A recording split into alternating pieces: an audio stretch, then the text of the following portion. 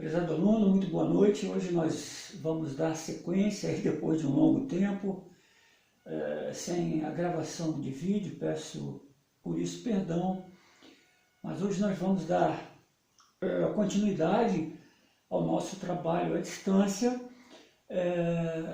e vou dedicar então essa aula, antes da nossa prova, nós faremos 2 aulas em sequência para tratarmos do nosso livro, o livro pedido para leitura e para prova, Dialética do Esclarecimento. Esse livro, minha gente, como eu já falei antes, ele é bastante atual. Faz pelo menos 11 anos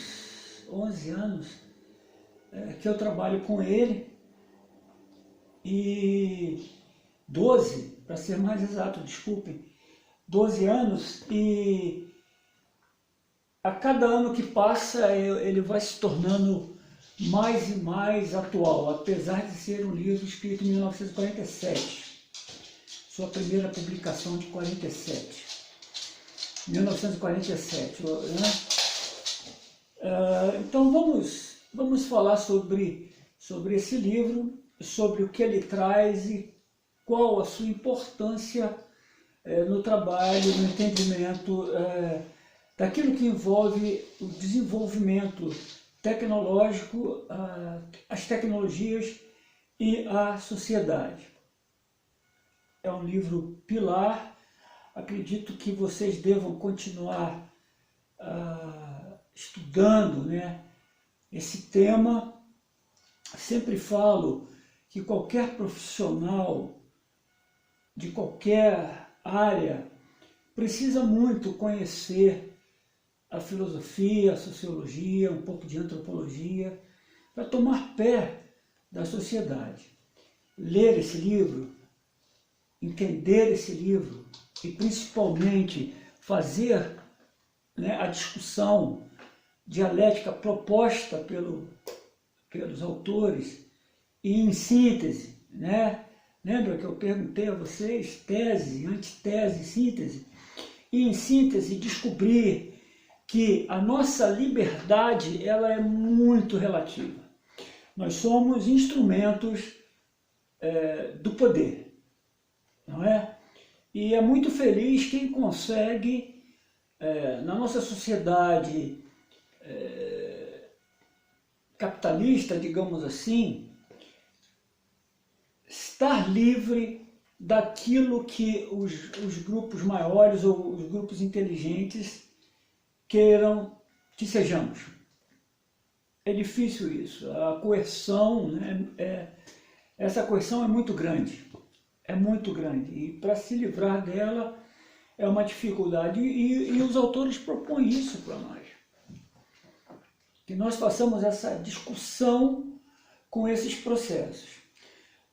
Vou fazer uma pequena interrupção, minha gente. A minha câmera, eu estou gravando com a câmera frontal e sinto que ela entra e perde foco. Mas eu não vou mexer nisso agora não, peço perdão a vocês. Mas vamos lá. Voltando ao assunto, é muito importante que façamos essa discussão com a realidade, né, com a sociedade atual. É preciso que façamos isso. Para quê? Por que fazermos isso?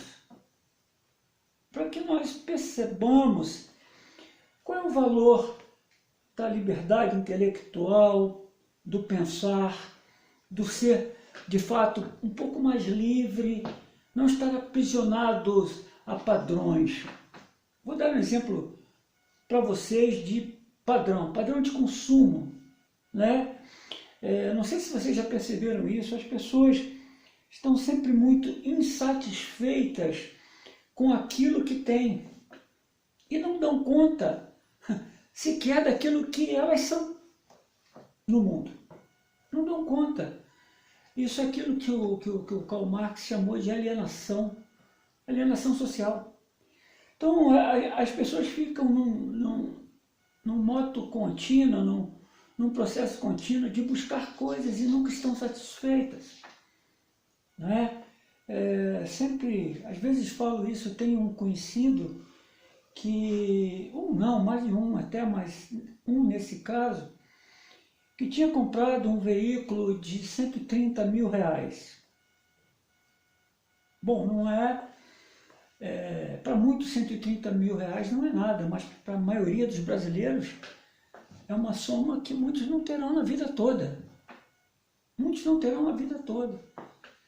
Se você pensar que uma pessoa de 2 salários, 3, que vive com 2, 3 salários mínimos, dificilmente vai reunir essa quantia a ponto de poder dedicá-la a um veículo. É claro que existem aqueles que fazem isso, mas são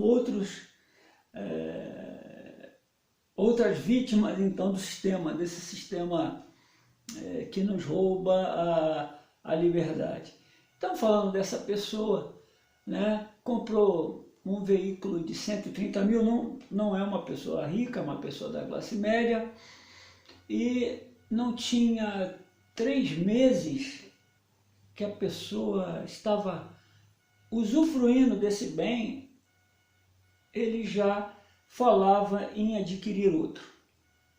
Ora, pois, isso me faz pensar. É claro que para a nossa forma de economia, que haja esse consumo, isso faz com que toda a cadeia automotiva, produtiva, funcione, gerando empregos e etc.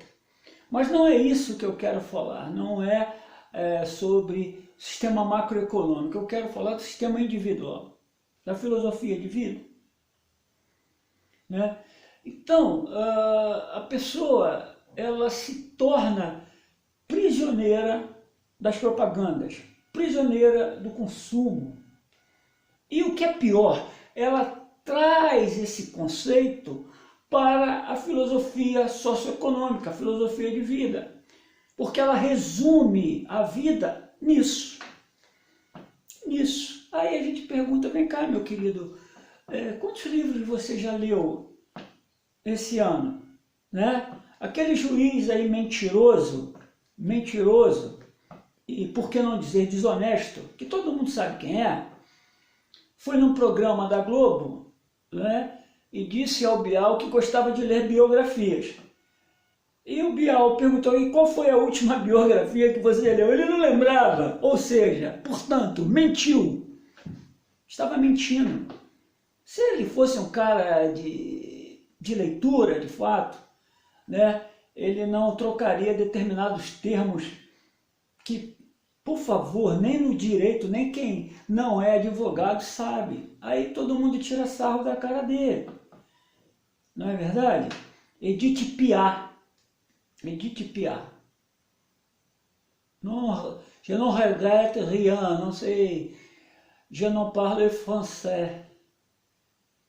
Mas esse mico, uma pessoa que lê um pouquinho, não cometeria. Então é isso que eu quero dizer para vocês. Que vocês escapem desses padrões idiotas de querer ser quem você não é. E que de fato vocês sejam quem vocês são. E se livrem dessas coisas, desse processo mentiroso que vive por aí. Leiam bastante. Daqui a pouco eu falo o nome dele, ou no próximo bloco. Um aluno meu de nível médio me fez uma pergunta sobre antropologia. E eu achei aquela pergunta bastante pertinente, bastante profunda, apesar de enxergar que aquilo que ele me perguntou não tinha mais tanta relevância para os dias atuais. E olha que bacana, Ele me fez uma pergunta e eu o convidei para fazer um estudo. É claro que é até maldade minha chamar alguém para fazer um estudo desse nessa hora, mas ele me disse que fará o estudo depois.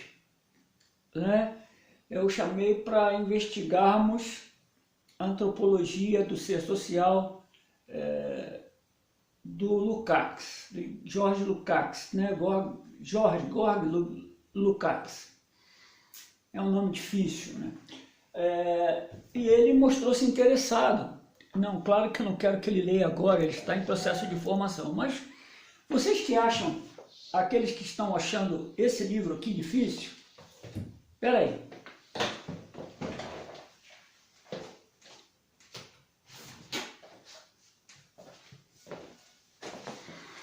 Que tal esses dois aqui? Ó, estão vendo aqui?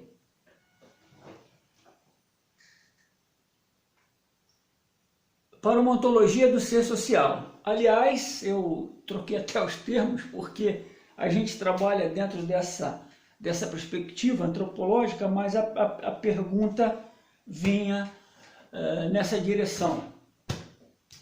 Não, ontologia, o ser, estudo do ser. E esse aluno me entusiasmou bastante. Eu queria falar também para vocês dessas 3 turmas de tecnologia e sociedade que eu estou tentando aí ministrar aulas. Gostei muito em conceito de tecnologia. Alguns alunos, aí em torno de uns 6, se não me engano, se não me falha a memória, trabalharam já com esse livro, já vem discutindo os assuntos que ele traz. Isso foi bem legal. Então vamos lá, meus queridos, eu vou trabalhar com vocês. Vamos começar pelo nosso título, dialética, né?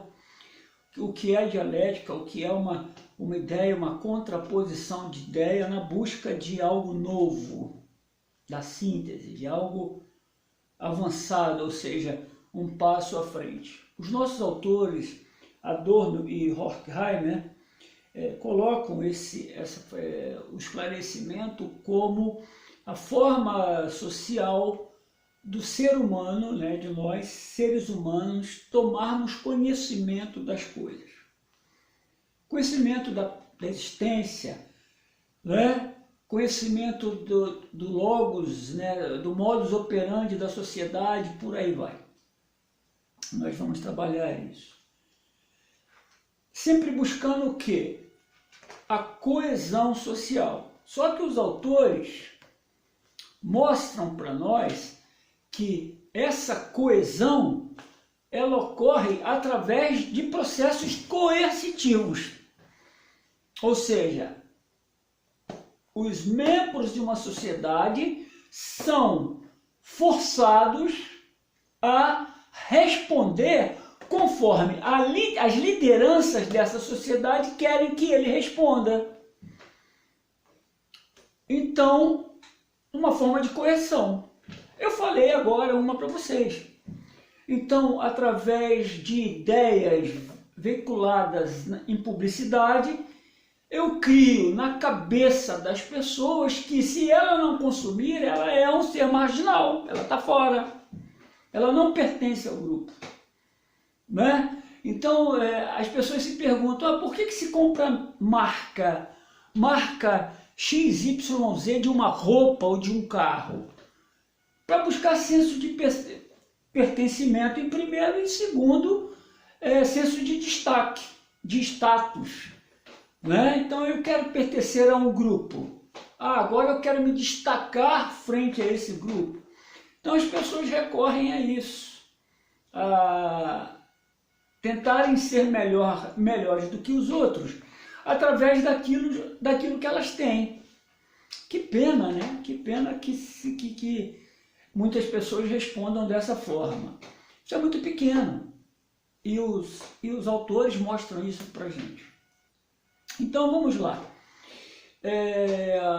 Vamos falar então desse conceito de esclarecimento, que é o primeiro bloco do nosso livro. O que o autor quer nos dizer? Né? Justamente o que é esse esclarecimento, buscar essa dialética, esse combate aí contra essas formas de esclarecimento. Ele vai nos mostrar lá no início que o ser humano ele buscava uma forma de explicar os fenômenos naturais, não é? Os fenômenos da natureza, através de quê? De mitos, de deuses. Eu já tinha falado isso para vocês.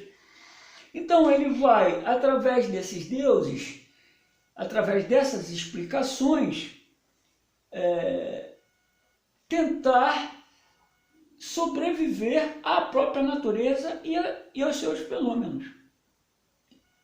Ou, no mínimo, que seja justificá-los. É claro que o Deus não vai, nenhum desses deuses criados salvará o ser humano. Não, mas, né, através desses mitos, a proposta é manter os seres humanos unidos para quê? Para vencerem esses problemas. Ok. Dentro de uma lógica, de uma certa lógica né, comportamental, é saber que, por exemplo, estando unidos, os deuses me ajudarão ou me protegerão. O Deus X vai me proteger do Deus Y, que naquele momento está me atacando. Ali no nosso discurso do Ulisses, né, o mito de esclarecimento, os autores vão trabalhar bastante isso e nós vamos explicar aqui. Mas o autor traz para nós o quê? Né? O homem ele busca sobreviver às intempéries, cria seus mitos, cria essa coesão social através dos mitos, essa coerção e esse comando. Lembra que eu falei para vocês sobre o fenômeno político, quando as sociedades se tornam sedentárias e desenvolvem técnicas de sobrevivência? Então a política faz com que eu tenha um grupo que comanda. Um grupo que comanda, o chefe, os chefes, os reis, né? Os reis acima, faraós, etc. Esse grupo comanda a população que está aqui embaixo. Para fazer isso, eu preciso ter o quê? Pessoas aqui, ou delegados aqui, que me ajude ou ajude esses chefes, né, a fazer esse controle. Quando eu crio, está dando para enxergar ali? Eu acho que está. Quando eu crio essa estrutura política aí, é óbvio que eu vou distribuir para esse grupo aqui, o rei vai distribuir para esse seu grupo de, sei lá, sacerdotes, ministros, etc., poder e bem viver, para motivá-los a manter essa outra turma aqui trabalhando para que eles tenham, né, regozijem de coisas melhores. Lá atrás, quando eu falei a vocês que quando o grupo saía para a caçada com o chefe, o chefe não separava as melhores carnes para ele. Não, era tudo dividido de forma equânime. Aqui não. No tempo dos faraós, vocês já sabem, eles viviam na mais pura opulência. E o povo mais embaixo trabalhando, inclusive com escravos. Inclusive com escravos, a lógica da escravidão dentro do processo de produção material. Então, os nossos autores vão indicar que o homem vai buscar através do quê? Através da ciência, através do pensamento, do iluminismo, essa claridade. Por isso do termo esclarecimento. A luz, né? Em nossas vidas, essa luz é o conhecimento. E para que conhecimento? Para que a gente não fique acreditando em mito. Para que a gente não fique acreditando em Deus do trovão, em Deus do vento, em Deus do mar, em Deus dos deuses. Para que a gente deixe de acreditar nisso e passe então aí a acreditar em nós mesmos, no nosso próprio conhecimento, no sentido de nos libertarmos ainda mais dessas forças naturais. No entanto, os autores nos mostram que esse sistema aqui, né, ele vai perdurar, mesmo no processo democrático, dito democrático. Ele vai perdurar. E de que forma ele vai perdurar? Claro, se você tem uma vida tranquila, meu querido, se a sociedade produz para você, né, uma vida econômica, né, farta, você tende a não querer abrir mão disso.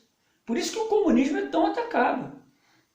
Eu não quero abrir mão, eu não quero dividir as coisas com ninguém. Aquilo que eu alcancei, aí vem a tal da meritocracia e outros termos por aí. E o que acontece?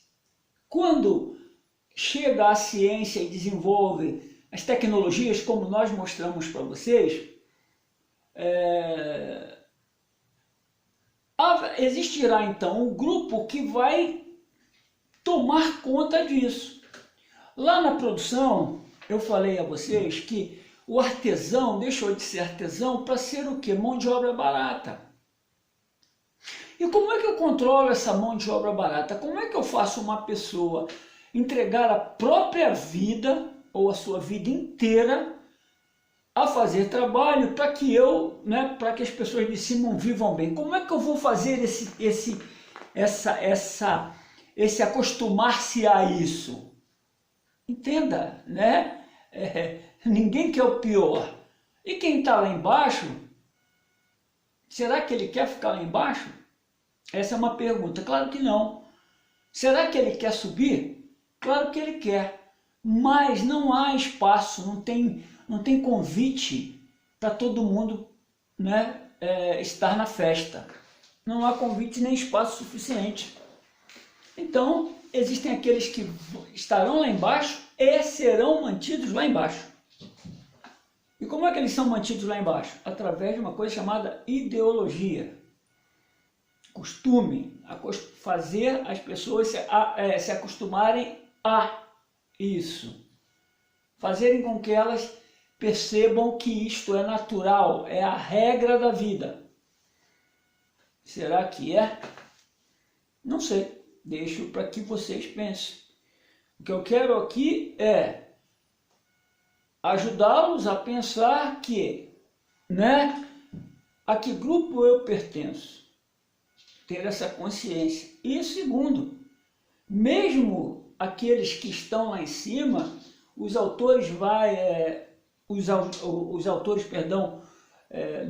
nos mostrará que muitos dos que estão lá em cima também, sem perceberem, estão aprisionados ao sistema, ou seja, não conseguem ser felizes, não conseguem ter plenitude no seu viver.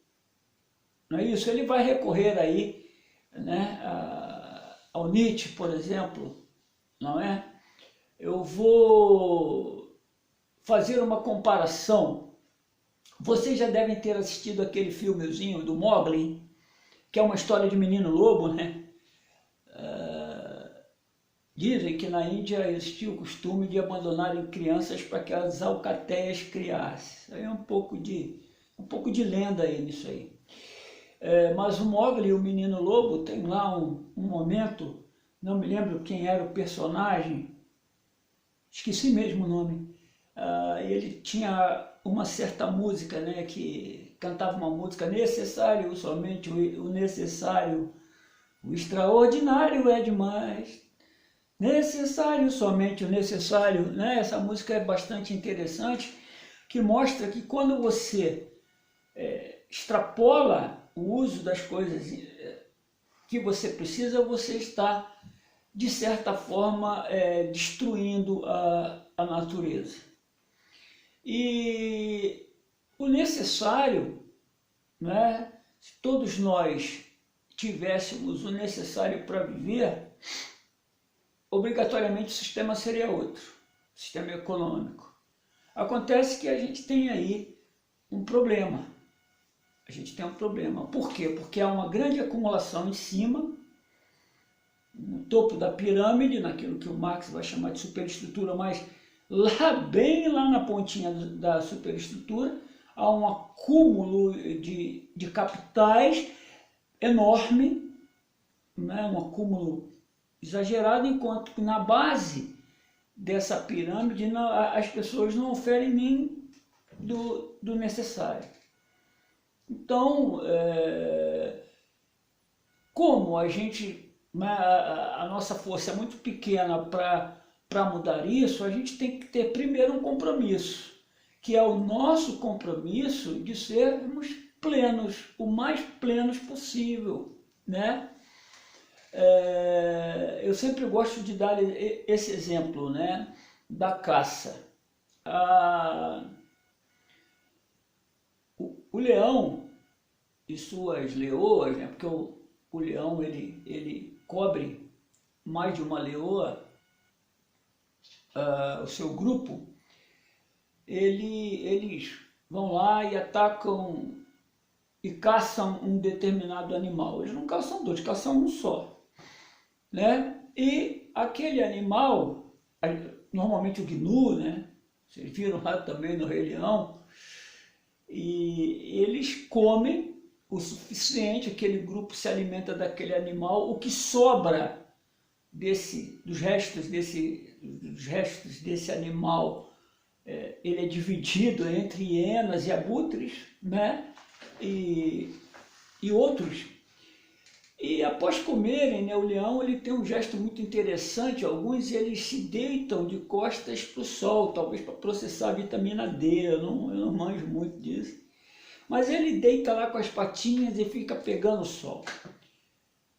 Essa para mim é a plenitude da vida do leão.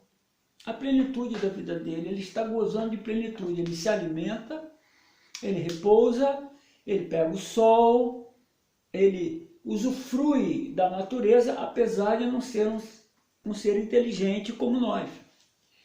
E aí eu pergunto, quantos de nós usufruímos, né, de plenitude?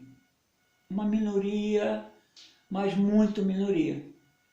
E aí o nosso autor vai falar, olha, nós saímos do mito para o sistema tecnológico, científico-tecnológico e continuamos presos, como estávamos presos no passado, a um processo coercitivo, em que as tecnologias estão a serviço daqueles que estão no topo da pirâmide. Ok? E quando a gente fala nisso, em plenitude, é plenitude, prazer de viver. Prazer de viver. Então, o Émile Durkheim vai escrever sobre, de uma forma diferenciada, de uma forma sociológica, o fenômeno do suicídio. O suicídio é um gesto de alguém que mostra para os outros que já não tem mais prazer de viver. Acaba o prazer de viver, acaba a razão de vida dessa pessoa e ela comete suicídio. E nós vamos ver que suicídio, existem várias formas de suicídio. Existe o suicídio, estou rindo, mas isso não tem graça nenhuma, né? Mas o suicídio à vista, né? À vista, que a pessoa vai e comete o crime contra ela mesma, retirando a própria vida, e existe o suicídio à prestação. Como é o suicídio à prestação? As drogas, por exemplo, nos ajudam a entender isso, não é? O cara toma porre todo dia. Por que ele toma porre todo dia? É porque ele não consegue achar a plenitude gozando das suas faculdades mentais a 100%. E por que ele faz isso? Várias razões internas. Não é verdade? Se eu tenho que suportar a vida bebendo, alguma coisa não está legal. Concordam comigo? Então cuidado, hein? Quando as coisas voltarem ao normal, espero que volte logo, com aquela cervejinha, eu sempre falo, né? O cara tira a quarta-feira para tomar uma cervejinha depois da aula, aí às vezes faz isso antes né? Na noite do dia anterior e no dia posterior, nesse caso, vai ter uma provinha lá. Então cuidado que a cervejinha não resolve prova para a gente não. E esse aí é um bom caminho, um péssimo caminho, né? Mas é a chave de abertura de uma porta perigosíssima. Se chama fuga. Mas então vamos retomar isso. Aí a gente percebe, né, que nesse modelo de sociedade no qual nós vivemos, são poucas as pessoas plenas. Então a gente vai ver esse rancor sendo posto para fora de diversas formas. Diversas formas. Agressão ao mais fraco, agressão à mulher, que é mais fraca normalmente do que o homem. Né? Agressões racistas, né? Agressões etnocêntricas e etc. Agressões contra si mesmo e agressões aos outros. Isso é reflexo de uma vida não muito boa, sabe? Os autores também mostrarão isso para nós. Então vamos lá, voltando, então o conceito de tecnologia, o conceito de esclarecimento perpassa por essa troca, sai do mito e chega ao cientificismo, né, ao tecnocentrismo e sempre colocando o homem subjugado a essas formas. Daí vem então a dialética, né, o contrapor essas ideias. Chegando no discurso 1, que é um processo construtivo desse conceito, para que nós possamos entender esse conceito, certo? Então, o discurso 1, Ulisses, ou mitos e esclarecimento, eu não me lembro mais a página que nós temos isso aqui, mas vamos lá. Estou procurando aqui no nosso livrinho, vou direto lá no sumário. Lá na página 47, para quem tem o livro, né, Ulisses ou o mito e esclarecimento, ele vai contar um pouquinho da Odisseia, mostrando para nós, com a metáfora baseada em Ulisses, o quanto os controladores são astutos, né? Os controladores aí vistos na figura de Ulisses, de Odisseu, o quanto eles tiram proveito dos inferiores, mas ao mesmo tempo o quanto eles são vítimas deles mesmos. Para quem conhece, né, a Odisseia, quem já teve oportunidade de ler ou mesmo ver filmes, né, acho que existem três filmes com essa temática, né? Vou comentar um pouquinho. Depois da Guerra de Troia, Ulisses é o grande arquiteto do cavalo de Troia, e depois dos gregos vencerem os troianos, né, naquela batalha, e depois da morte de Aquiles, o Ulisses se sente também um semideus, sem ser. Ulisses se sente um cara diferente da maioria, e ao término dessa batalha muito prestigiado, né, ele, ao voltar para casa, ele desafia Poseidon, o deus dos mares, irmão de Zeus. Ele desafia Poseidon e começa a sua jornada de retorno. Eis que Poseidon, não gostando nada dessa afronta, começa a brincar com Ulisses. E Ulisses vai passar por diversas situações. E dentro de cada situação, uma metáfora. Vou pegar aqui, não de forma cronológica, algumas situações.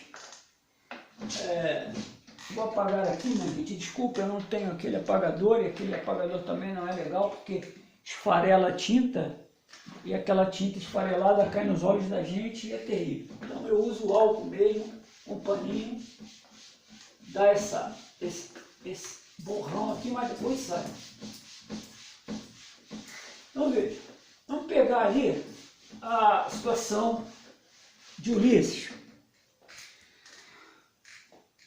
Ulisses chega a uma determinada, a um determinado ponto da sua trajetória e encontra lá, já perdido, né? Já perdido, ali no Adriático, mar Adriático, né? Perdido ali naquela situação, ele encontra uma ilha, chega a pensar que é a ilha dele. Quando ele chega nessa ilha, eles entram numa caverna ao perceber que não é Ítaca, entram numa caverna para se proteger. Eis que dentro dessa caverna, uma vez dentro dessa caverna tinha um dono e era um cíclope gigante. Sabe o que é um cíclope, né? Um gigante lá com apenas um olho, né? Vou desenhar aqui mais ou menos. Bem mal o desenho. O cíclope. Horrível esse desenho. É a falta de prática. O cíclope, um olho só.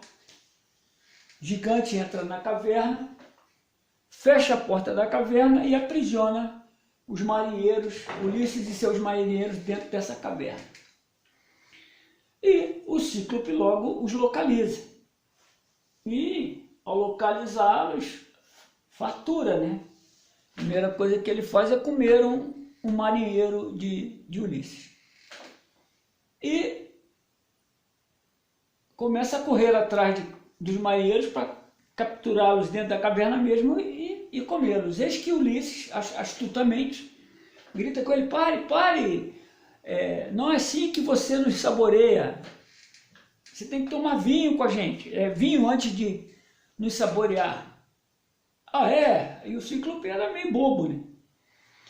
E o Ulisses, eu estou resumindo a história, Ulisses então passa a produzir vinho para que o gigante beba o vinho, né? E fique tonto.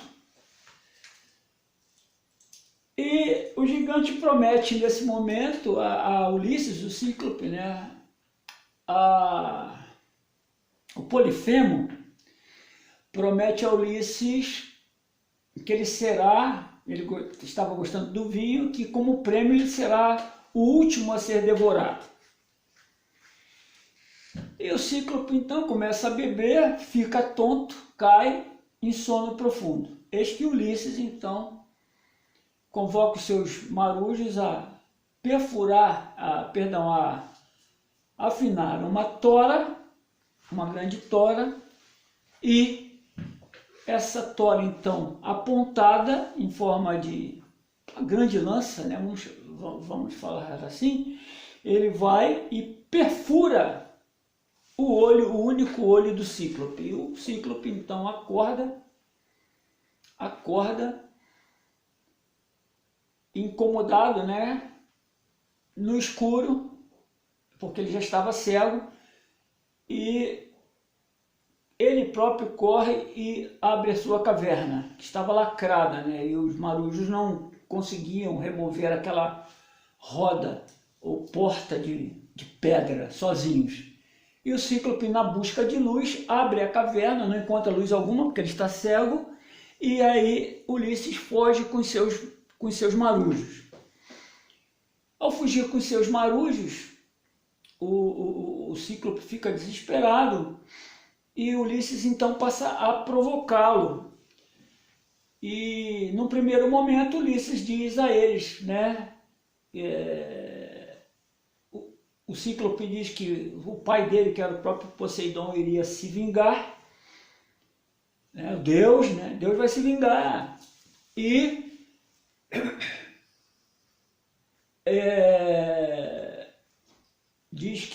diz a Ulisses que o pai dele vai pegá-lo. E Ulisses grita então para o Polifemo, né? Então diga para o seu pai que meu nome é Odisseu, que significa ninguém, né? E Odisseu, diz que foi ninguém que fez isso com você. Então, quando o Ulisses parte, consegue partir mesmo sendo, né, o Cíclope joga pedras na embarcação deles a partir da terra, né, pega grandes pedregulhos e joga na tentativa de afundar o barco, sem enxergar ele não consegue acertar.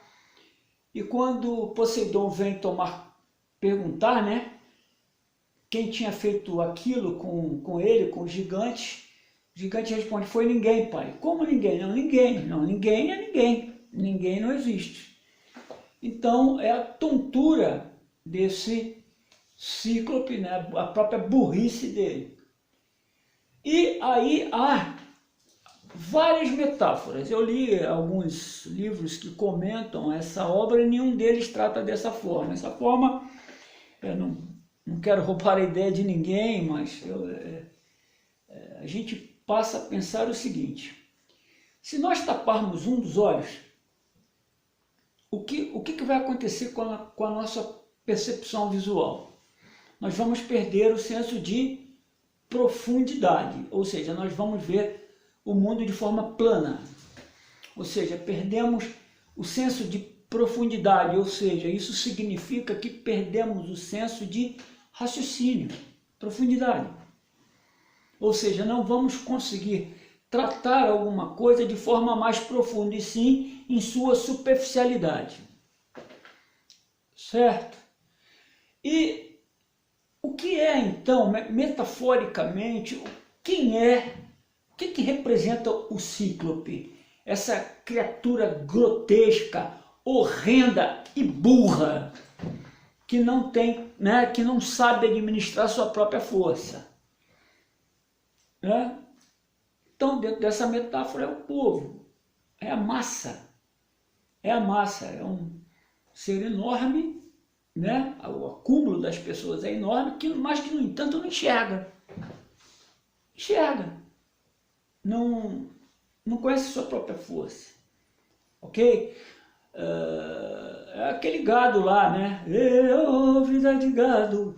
Vocês já viram a introdução do filme do Charlie Chaplin, Tempos Modernos? Que ele compara, ele coloca lá um rebanho sendo, né, tangido, conduzido, e daqui a pouco ele já mostra a entrada de uma fábrica com trabalhadores batendo ponto, botando cartão de ponto e batendo ponto em fila. Ele compara o gado, né, os seres humanos ao gado, sendo tangido aí trabalhar naquelas empresas, ou seja, serem sacrificados, né? Pois bem, aí já mostra a primeira astúcia de Ulisses. Depois nós vamos ter uma outra passagem de Ulisses com as sereias. Depois onde? Com as sereias. Existia uma lenda do arquipélago, mas não tanto arquipélago, né, mas uns arrecifes das sereias, onde elas cantavam, atraíam os marujos para a própria morte, porque as naus, os barcos, né, batiam naquelas pedras, afundavam, e naquele lugar não tinha para onde nadar, porque era tudo escarpado. Então ali, para qualquer lugar que você nadasse, você não ia conseguir se livrar do mar, porque você não ia conseguir escalar a escarpa.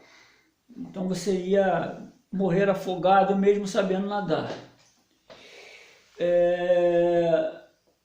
Então, criou-se essa lenda que os homens não podiam se aproximar do arquipélago das sereias, ou seja, desses recifes, essas pedras, né?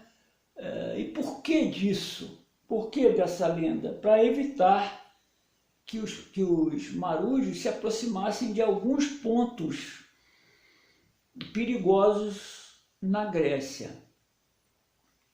O mar produz reentrâncias nessas escarpas, e quando ele entra com vento, o conjunto balanço da maré e vento produz sons que encantam as pessoas. E quando os barcos chegavam próximos desses sons, de forma a se distrair, eles ficavam presos entre pedras e acabavam partindo os seus cascos e eles tinham a morte. Então é a lenda que veio criada para se evitar problemas na realidade. No nosso processo mítico, o Ulisses, ele vem com seus marujos e decide ouvir então o canto das sereias, a música produzida pelas sereias para atraí-los, né, para a morte. E Ulisses tem um outro plano astuto, ou seja, eu vou cobrir de cera os ouvidos dos meus marujos e vou orientá-los que, passando próximo, né, ao arquipélago das sereias, mesmo passando próximo, eles continuem em frente, não sejam atraídos pelo som. Mas eu quero ouvir o som. Eu quero ouvir. Mas para proteger todo o grupo, eu vou ouvir, mas preso ao mastro. Então Ulisses pede, né, que ele seja amarrado ao mastro do navio. Então, os marujos já remando de ouvidos tapados, não ouvem a música, Ulisses amarrado fortemente ao mastro do seu navio, ouve e começa a gritar, querendo ir se aconchegar com as sereias, ou, né, fruir e usufruir das sereias, fruir o seu canto e usufruir das sereias, como um encantamento. Isso não acontece, ele ouve, mas não pode tomar a decisão de ir ao encontro das sereias em seu barco, porque ele está preso ao mastro e seus marujos estão remando para frente. Ok, então uma outra passagem utilizada pelos nossos autores para mostrar uma coisa muito importante, que a tecnologia, o objetivo, ou aquilo que o Horkheimer chama de razão instrumental. Qual é a nossa razão de vida? Qual é a sua razão de viver? Por que você faz uma faculdade, por exemplo? O que você está buscando? Você está buscando uma profissão. Aí vamos à maiêutica socrática. Por que você está buscando uma profissão? Eu estou buscando uma profissão para poder sobreviver. Sobreviver como? Através dos meus ganhos, dos meus rendimentos. Ok, você ganha seus rendimentos para sobreviver. E como é a sua sobrevivência? Em que ela se baseia? Eu tenho que trabalhar 9 horas por dia. Ok, então você trabalha 9 horas, 8, 9 horas por dia, descansa 7, 6, 8, sei lá, e tem, né, uma parte do seu dia, 1/3 do seu dia para fazer tudo que você gosta, ou tudo que você pode. Só que são tantas coisas a fazer, porque te sobra pouco tempo, que você acaba não vivendo. Então a gente trabalha, e de certa forma acaba não usufruindo. É isso aí que Ulisses também tenta mostrar para nós. E como é a forma de usufruir? Através da arte. Então, dentro dos processos, olha só o que a gente está vivendo hoje aqui no Brasil. Dentro dos processos, né, de desenvolvimento econômico ou de produção de riqueza, a arte se torna subjacente, subjaz a razão instrumental, ou seja, você transformar seu corpo em objeto de produção para alguém, para você, mas principalmente para alguém. Ou seja, você transforma a sua vida, você relega a sua vida a um segundo plano para produzir. Quando você relega a arte a segundo plano, ou a fruição, você não curte mais um livro, você não curte mais uma boa música, você não curte mais as artes como um todo, né? Você está jogando, de certa forma, parte da sua vida no lixo. Por quê? Qual é a outra forma que a gente tem de aproveitar a vida? Colecionando carro? Comprando um carro e daqui a 3 meses desejando outro e passando lá, sei lá, mais alguns meses desejando e não usufruindo daquele que você comprou naquele momento. Por exemplo, tá? Por exemplo, você ser sócio de um clube e não conseguir ir nesse clube nunca, porque você está extremamente cansado quando chega o final de semana. Você, por exemplo, como eu tenho vários amigos, hoje eu estou nesse grupo, né? Vai lá, compra uma motocicleta de grande porte para viajar, para atravessar o continente, né? E compra mais esse é o objetivo, mas a moto está sempre parada porque você está tendo sempre que trabalhar e não pode largar o seu emprego. Isso é Ulisses. É você perder um show. Eu quero ir no show, mas não posso porque se eu for em tal show eu vou estar cansado, no outro dia eu tenho que acordar cedo para ir trabalhar e aí eu vou perder o show. Você está perdendo sua vida, entende? Então é isso. De certa forma, os donos também estão presos. Quero falar de uma situação que aconteceu, eu sempre dou esse exemplo, tem outros também, mas eu gosto desse exemplo. O falecido Antônio Hermílio de Moraes, herdeiro e, né, dono, ex-dono lá, porque era ele, o irmão dele, agora é a família dele, do Grupo Votorantim. Quando ele se casou, ele declarou isso, se não me engano, a Marília Gabriela, numa entrevista, que a lua de mel dele, ele se casou num sábado e foram passar, ele e a esposa, obviamente, passaram a lua de mel na Europa, né? Ele aproveitou a lua de mel, sabe para fazer o quê? Para conhecer fábrica. Ele usou a lua de mel dele, o momento dele e da esposa, único na vida, porque depois, meu amigo, da lua de mel as coisas não ficam mais iguais, porque essa própria vida que eu estou falando para vocês não vai permitir isso, né? A não ser que você se livre. Então, um cara riquíssimo, bilionário, usa a lua de mel para conhecer fábrica. Ele é a própria razão instrumental dele mesmo, das empresas dele mesmo. Ele é falecido, uma grande pessoa, viu? Um grande ser humano, mas um escravo dele mesmo. Né? Pergunto aí, vocês gostariam de passar a lua de mel com seu esposo, sua esposa, né? Visitando fábrica? Interrompendo o teu processo de conhecer lugares lá na Europa, que foi aquilo que ele escolheu para conhecer sistema industrial? Vocês acham isso normal? Eu não acho. Por isso que eu não faço isso. Ok, tem outras passagens, né? A passagem de Circe, a bruxa que transformava os homens em porcos, e Ulisses entra nessa ilha e perde lá dois marujos já que são transformados em porcos, e ele tenta também de forma astuta, com a ajuda dos deuses, a não permitir ser transformado em porco. Mas eis que ele fica com Circe, inclusive faz com que, com essa astúcia, que Circe se apaixone por ele e transforma Circe numa concubina dele. A bruxa se torna escrava dele próprio. Mas deixa que ele está com a concubina ali, curtindo os prazeres e tentando ir embora, mas já está traindo a sua esposa Penélope, que está lá em Ítaca se virando para se manter fiel a ele. É uma situação bastante comum, não é? Nos dias atuais, em que muitos homens vão se divertir em prostíbulos, não é? Enquanto a sua esposa o aguarda em casa. Isso num sistema patriarcal tradicional, né? É uma comparação, é uma metáfora. É uma metáfora que nos faz pensar. Por que as pessoas buscam esse tipo de prazer?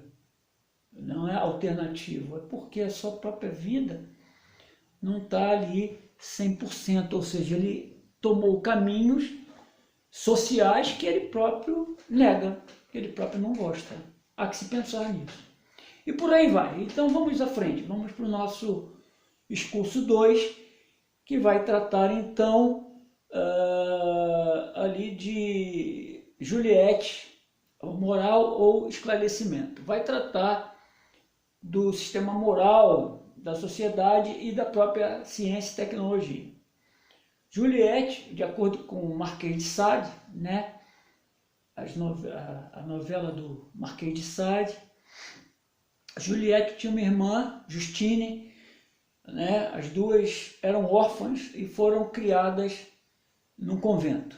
Como eram muito bonitas, padres tiraram proveito das meninas, se é que vocês me entendem.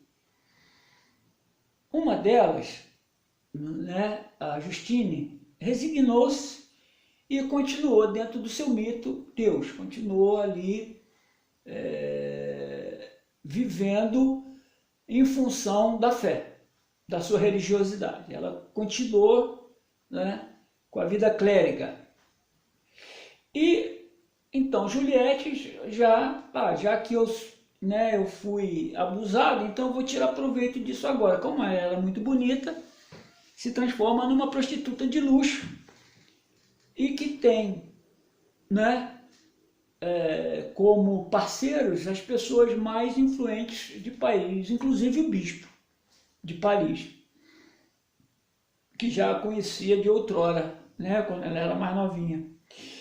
E a partir daí, ela passa a ter conhecimento da vida íntima de cada pessoa dessa. Ao ter conhecimento de cada pessoa dessa, ela de certa forma as tem na mão. Agora, as tem na mão de forma relativa, porque também se ela abre a boca,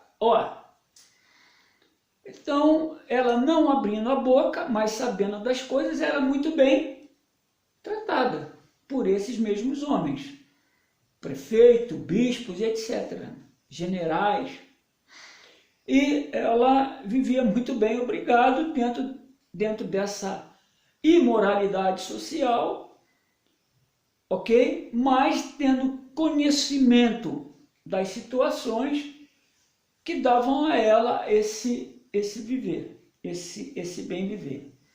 Dentro de uma metáfora, ele nos mostra então que Juliette, crendo na ciência, no conhecimento, vai ter uma vida diferente da irmã que está pobre, mas ainda assim ela vai estar subjugada a uma situação imoral.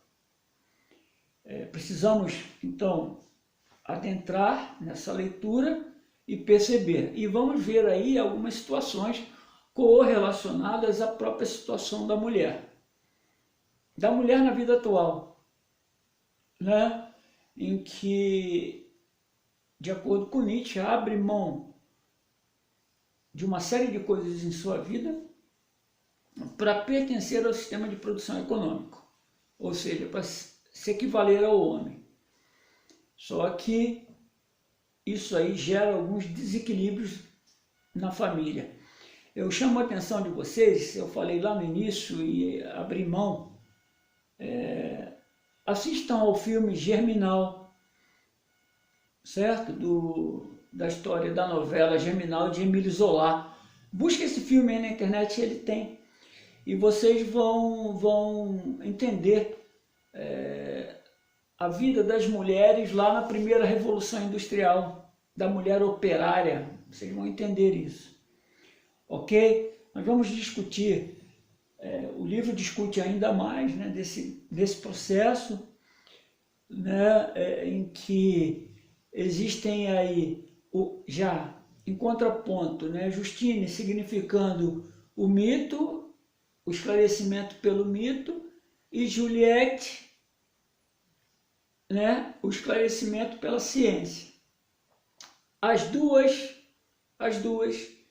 estão em situação, mesmo tendo esse esclarecimento, as duas estão em situação inferior do que as outras pessoas que controlam esse processo. Seja lá o bispo, através da igreja, né, e aqueles que estão ao seu redor, seja no próprio processo político, social, né, que esse conhecimento, aí, entre aspas, né, que a Juliette tem, apesar disso, ela não vai poder usufruir da sua plenitude, já que ela está presa a esses homens, que dão a ela recursos, colocam a sua vida dentro de uma opulência social e socioeconômica, né? Mas, em compensação, a subjuga a seus prazeres. Ok? Eu vou parar essa aula já estamos aí com quase 1 hora de gravação. Eu vou parar, na próxima aula nós teremos então a discussão dos 2 capítulos aí, ok? Da indústria cultural e o nazismo, o antissemitismo. O primeiro caso, o bitolar o homem para nos servir, e no segundo caso, o racismo aí na sua maior revelação, digamos assim, na sua maior grosseria humana, na sua maior desumanidade, que foi a perseguição aos judeus pelo Terceiro Reich. Ok? É isso aí, minha gente. Até daqui a pouco. Eu vou gravar a próxima aula amanhã. Forte abraço para vocês. Estou interrompendo.